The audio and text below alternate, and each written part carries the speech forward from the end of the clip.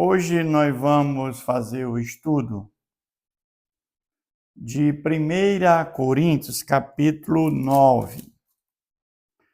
Nós vimos nos capítulos anteriores que, basicamente, cada capítulo deste livro, desta carta, era o apóstolo Paulo resolvendo o problema dessa igreja. Essa igreja é uma igreja muito problemática, né? Uma igreja que Paulo fundou, que tinha muitos filósofos, pessoas envaidecidas, soberbas. E nessa igreja que Paulo fundou em Corinto, tinha dentro da igreja impurezas, tinha litígio entre irmãos, tinha problema de casamento, a questão de coisas sacrificadas a ídolos.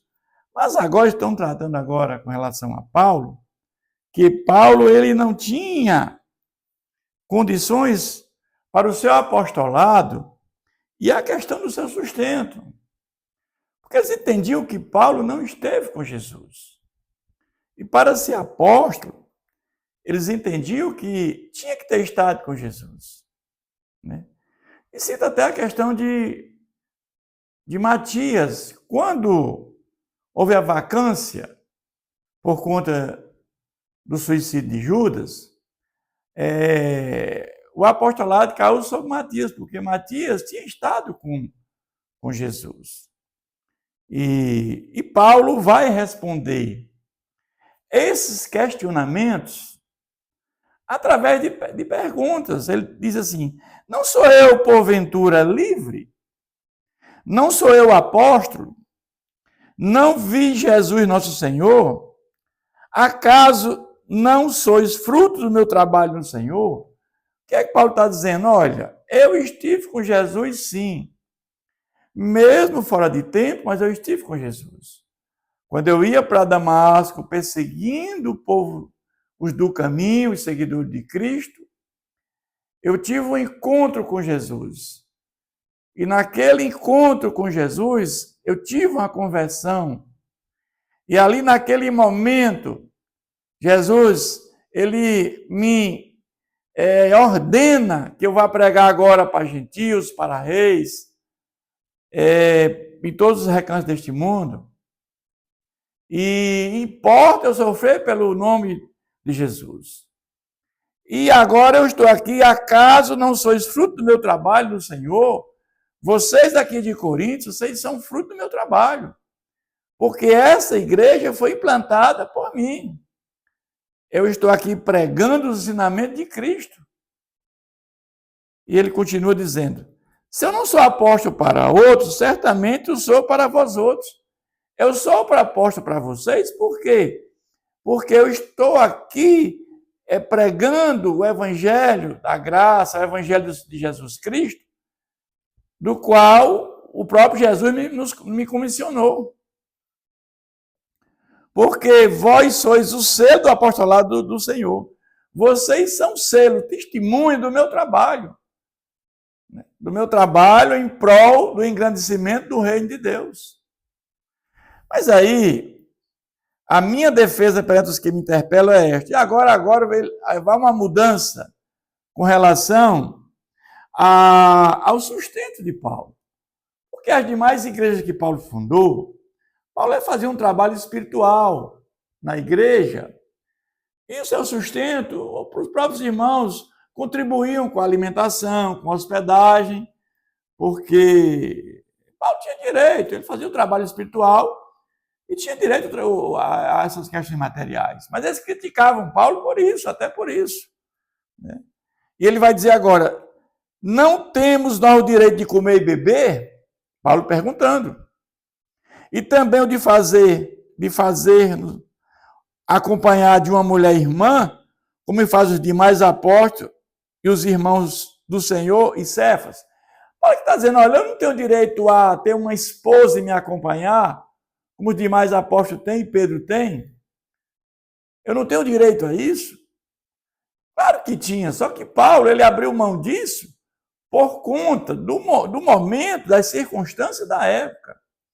Ele vivia num momento de perseguição do Império Romano e Paulo entendia que era muito difícil ele está casado, ter filho naquele momento. E ele disse o seguinte: quem está casado, que fique casado. E quem não está casado, a orientação dele é que não se casa. Ele não era contra casamento.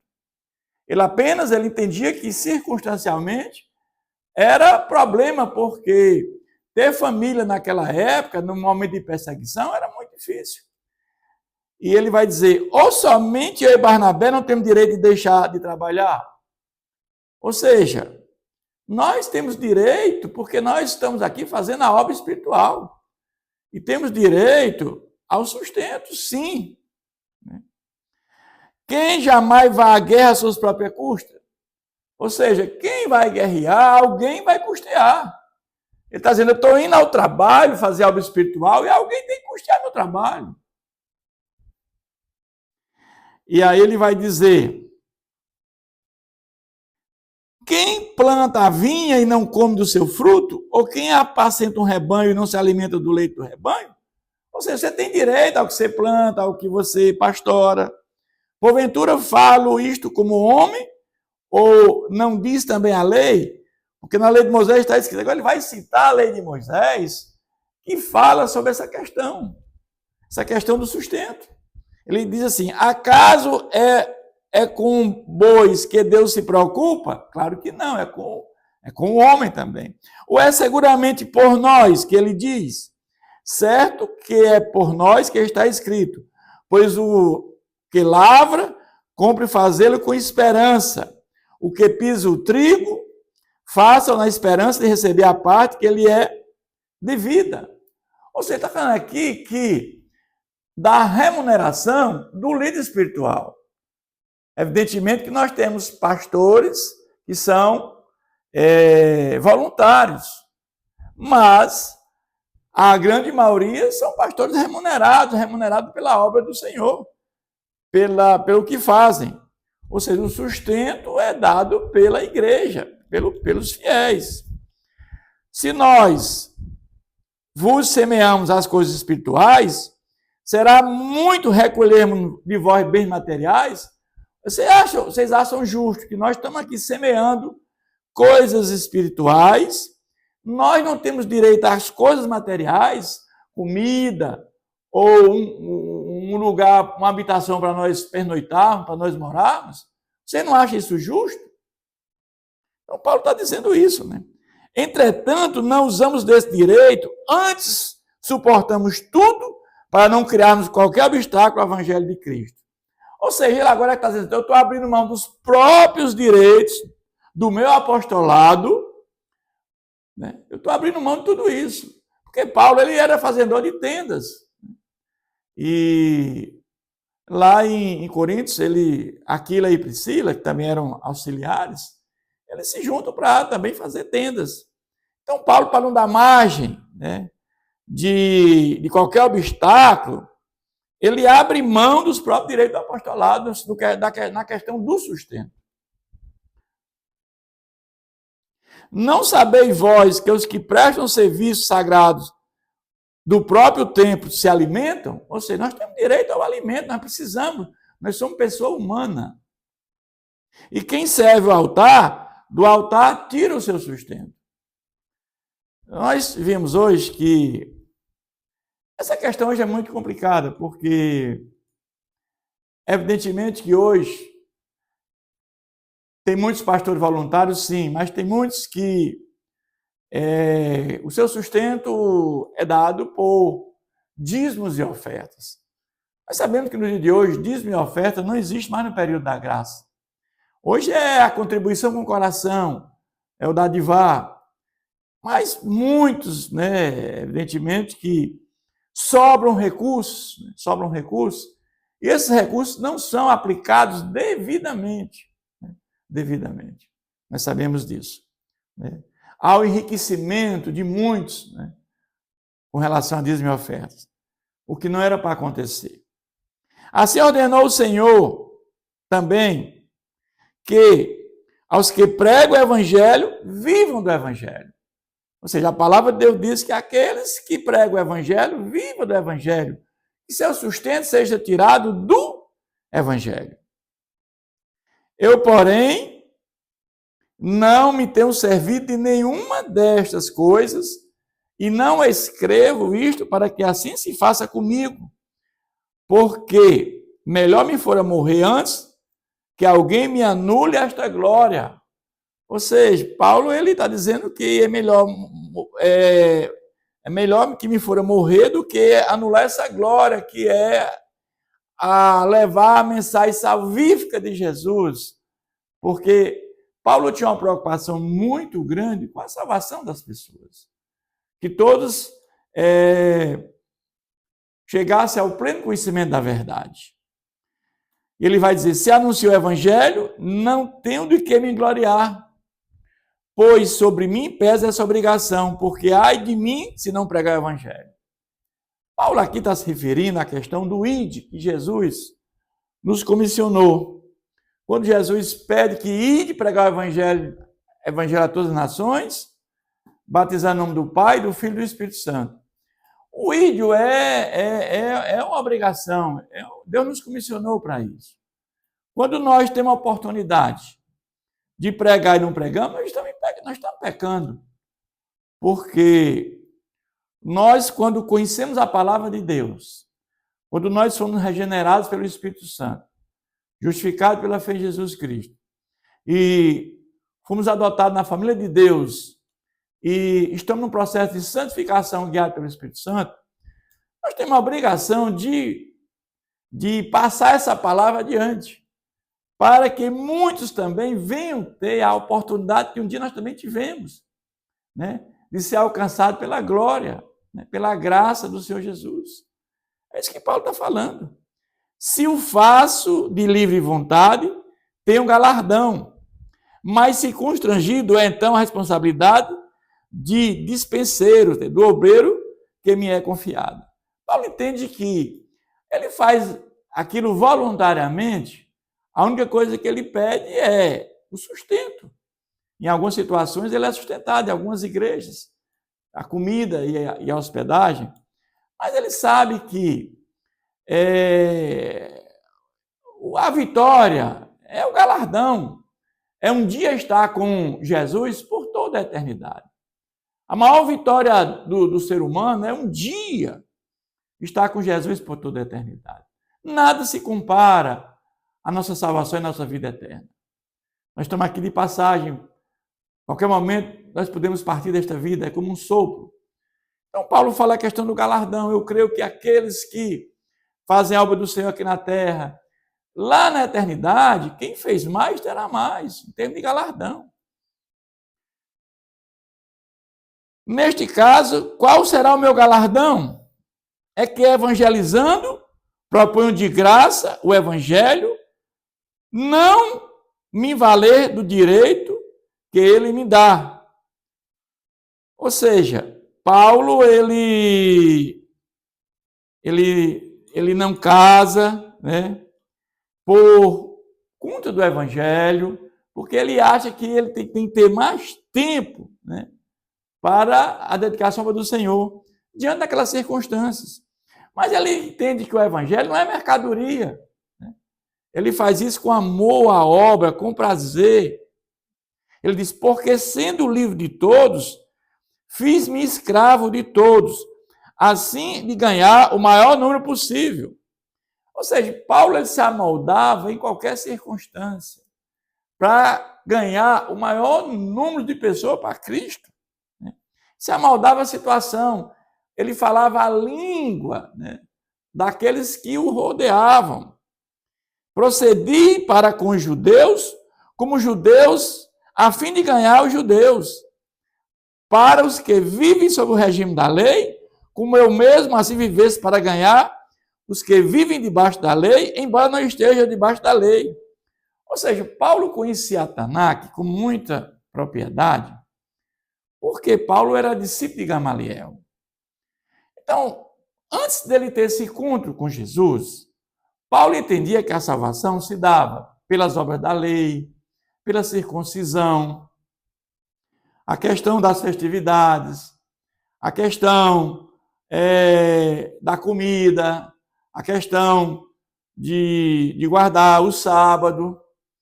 Mas tudo aquilo que estava na lei, né, e nos profetas, Paulo agora vai entender que tudo aquilo que estava escrito no Antigo Testamento, que se referia ao Messias, foi concretizado na pessoa de Jesus. Então isso facilitava o seu trabalho quando ele chegava numa sinagoga, porque agora ele ia explanar, né, esses textos bíblicos que falavam da vinda do Messias, e ele agora vai dizer que o Messias é Jesus, na figura de Jesus, não há nenhuma dúvida mais. Isso facilitava o seu trabalho para que muitos viessem se convencer. E muitos se convertiam ao cristianismo. Muitos se convertiam agora a ser seguidores de Cristo. Então, Paulo tem essa sabedoria, né, de tratar cada um de uma maneira especial, específica. Ele vai dizer agora: fiz-me fraco para com os fracos, com o fim de ganhar os fracos. Firme de tudo para com todos, com o fim de, por todos os modos, salvar alguns. Quantos ouviram a mensagem salvífica de Paulo, a mensagem salvífica de Jesus através de Paulo? Quantos que tinham um conhecimento errôneo da salvação e agora um passo agora verdadeiramente, né, a entender o caminho da salvação? A ordem salutis, a ordem da salvação, que é reconhecer que é pecador, se arrepender de seus pecados e confessar Jesus como Senhor e Salvador. Ou seja, sem fé e arrependimento, ninguém verá a Deus. Ninguém terá salvação sem fé e arrependimento. É isso que Paulo vai pregando. E aqueles do Antigo Testamento, que colocaram a fé no Messias que viria, né, eles se salvaram. Mas agora, a partir de Jesus, eles têm que colocar a fé no Messias que já veio. Esse Messias é Jesus. É isso que Paulo está pregando para essas pessoas. Tudo faço por causa do Evangelho, com o fim de tornar cooperador com eles. Paulo ele fez 3 viagens missionárias.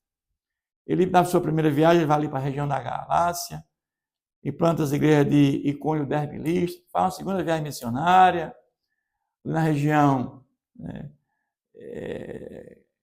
da Ásia, depois ele volta ali para Macedônia, e depois ele implanta igrejas nas suas viagens missionárias, depois ele volta para ver como é que o trabalho está sendo efetuado, e depois ele escreve cartas a cada igreja que ele implantou para consolidar o Evangelho de Jesus Cristo. Porque havia muita heresia. E muitos, quando ele saía, tentavam, né, os judaizantes, aqueles que se diziam convertidos, mas que não eram, queriam obstruir seu trabalho. Então tinha toda uma preocupação, né, com tudo isso. Ele vai dizer agora,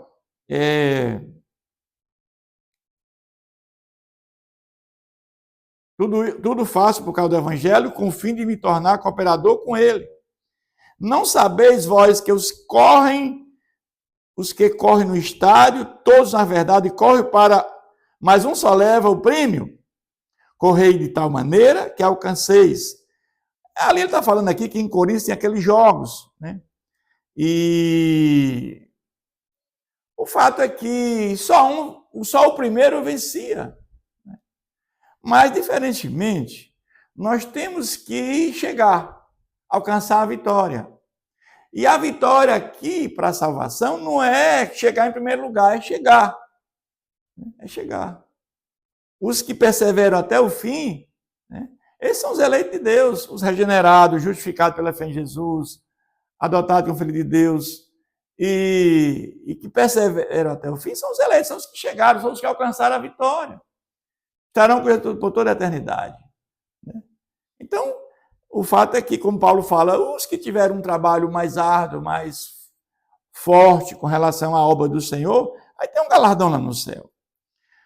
Todo atleta em tudo se domina, aquele para alcançar uma coroa corruptível, nós, porém, para a incorruptível. Aquela coroa que eles recebiam era uma coroa corruptível, mas aqueles que alcançam a vitória, aqueles que vão estar com Jesus por toda a eternidade, Eles, porém, alcançam uma coroa incorruptível. Porque esse corpo nosso, ele não pode, de carne e sangue, não pode entrar no reino dos céus. Esse nosso corpo, ele tem que ser transformado. Nós temos que entrar no novo céus e nova terra com o corpo glorificado. É isso que Paulo está dizendo aqui.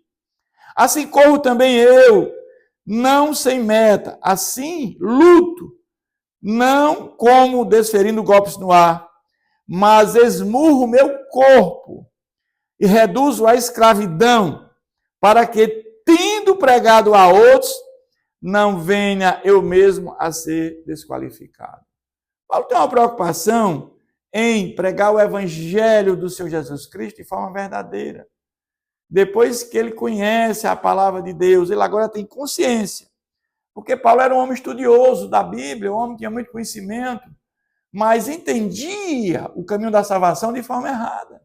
E quando ele agora entende o caminho da salvação, a ordem de salvação de forma correta, Paulo agora ele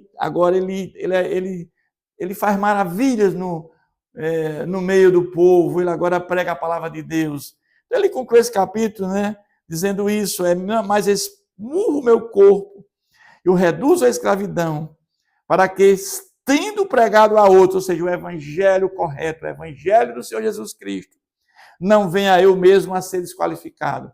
Paulo era um homem culto, um homem que tinha qualificação para a obra, um homem que de 27 cartas do Novo Testamento ele escreveu 13. Não foi à toa que Jesus escolheu este homem para levar a mensagem salvífica dele, porque ele tinha qualificações, falava vários idiomas e tinha um conhecimento pleno da palavra de Deus. É isso que esse texto nos diz. Que Deus continue nos abençoando sempre.